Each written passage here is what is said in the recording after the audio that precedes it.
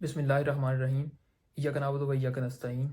अस्सलाम वालेकुम। मैं हूं मोहम्मद अतीक मुफ्ती।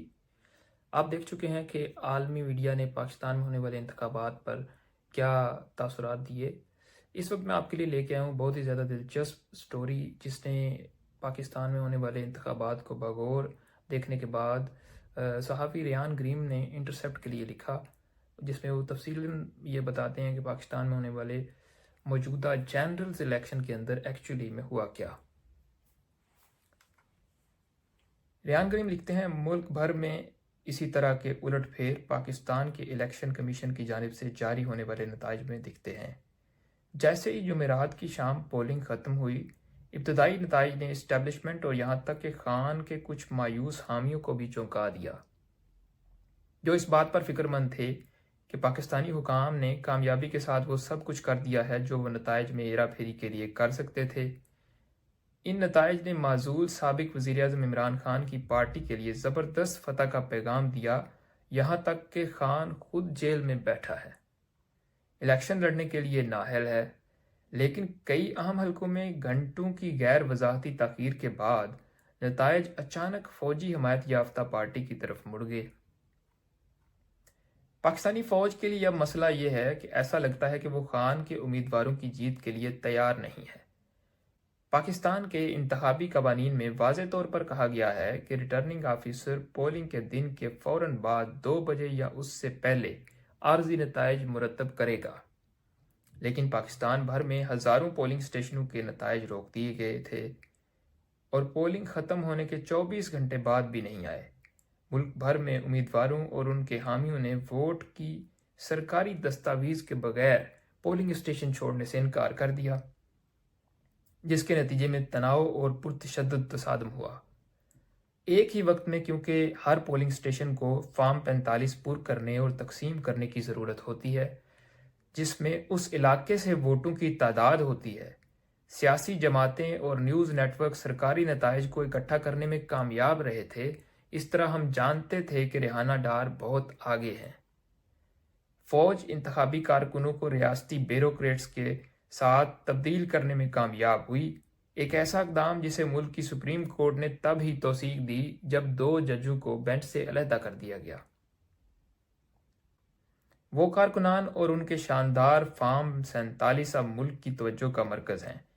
सरकारी गिनती में होने वाली तब्दीलियों ने भी आखिरकार महकमा खारजा की तवज्जो मबजूल कराई, जिसने 2022 में खान की माजूली में खुफिया तौर पर मुल्क की फ़ौज की हमायत की।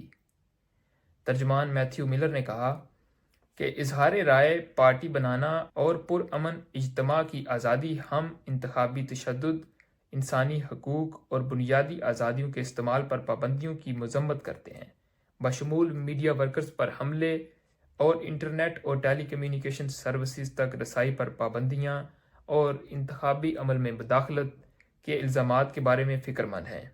मदाखलत या धोखाधही के दावों की मुकम्मल छानबीन होनी चाहिए।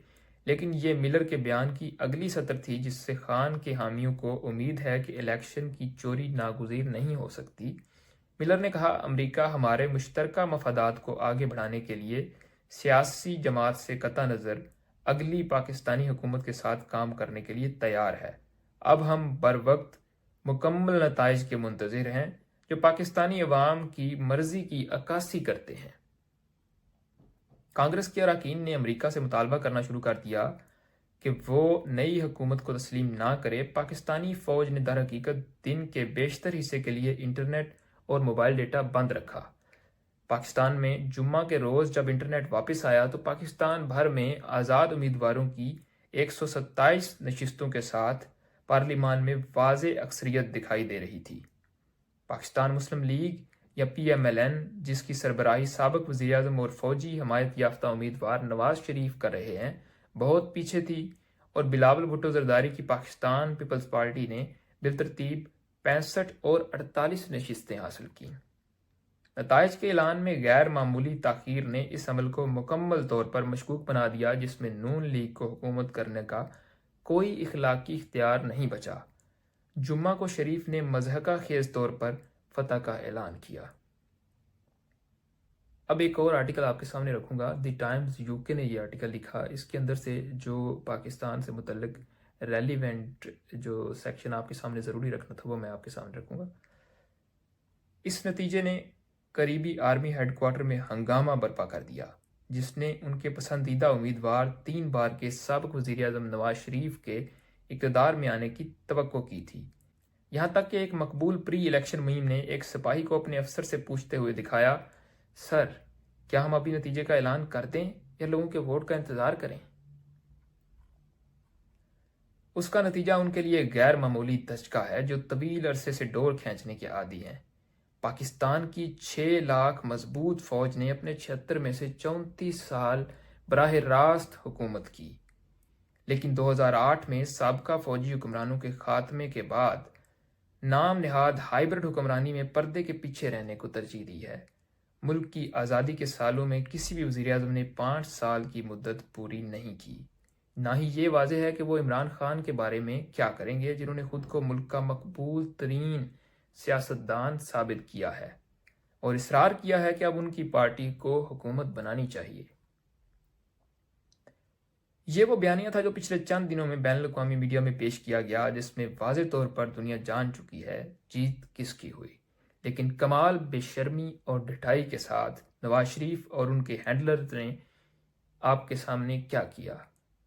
آپ کے پاکستانی مینڈیٹ کو، پاکستانی عوام کے مینڈیٹ کو چوری کیا اور وہ وکٹری سپیچ دینے آگے۔